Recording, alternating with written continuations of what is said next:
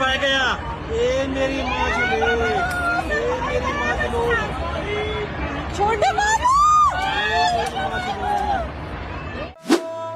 এক মুহূর্তেই যেন সবকিছু শেষ। পাহাড়ের বুকে নেমে এলো ধ্বংসের রুদ্ররূপ। উত্তরকাশীর ধারালি গ্রামে ঘটল ভয়াবহ দুর্যোগ।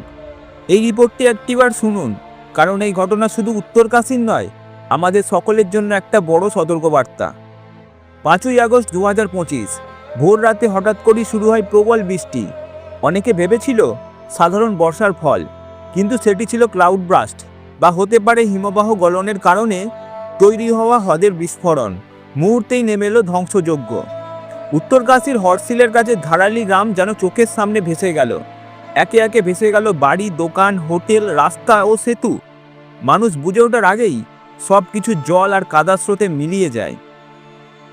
এই ঘটনায় এখনো পর্যন্ত 5 জনের মৃতদেহ উদ্ধার করা হয়েছে। প্রায় 100 জন এখনও নিখোঁজ, যার মধ্যে রয়েছে 11 জন সেনাবাহিনী সদস্য। 190 জনকে সেনাবাহিনী ও এনডিআরএফ রেস্কিউ করে নিরাপদে সরিয়ে নিয়েছে। একটি ভিডিও ভাইরাল হয়েছে যেখানে দেখা যাচ্ছে একটি গাড়ি স্রোতে ভেসে যাচ্ছে আর ভিতরে মানুষ আটকে আছে। স্থানীয়রা কাঁদছে, চিৎকার করছে, কিন্তু কিছুই করতে পারছে না। এই দৃশ্য শুধু হৃদয় বিদারক নয়, আমাদের ভবিষ্যতের জন্য একটা ভয়ানক বার্তা। উত্তরাখণ্ডের মুখ্যমন্ত্রী পুষ্কর সিং ধামি নিজে হেলিকপ্টারে ঘটনাস্থলে যান। বলেন, যুদ্ধকালীন তৎপরতায় উদ্ধার কাজ চলছে। এনডিআরএফ, এসডিআরএফ, সেনা, আইটিবিপি সবাই মিলে চলছে রেস্কিউ অপারেশন।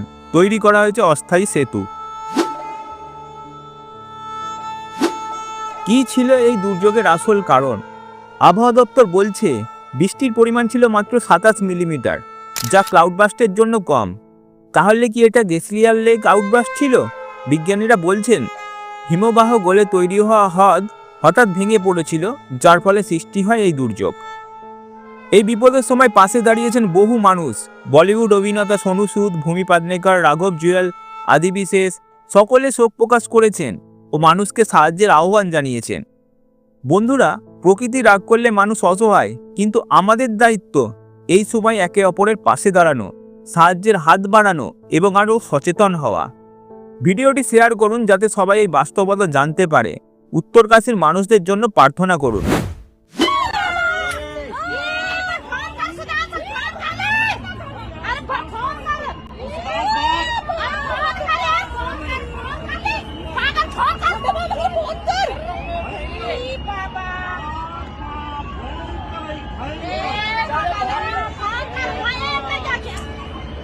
ये पा गया ये मेरी माँ ले ये मेरी माँ लो छोटे बाबू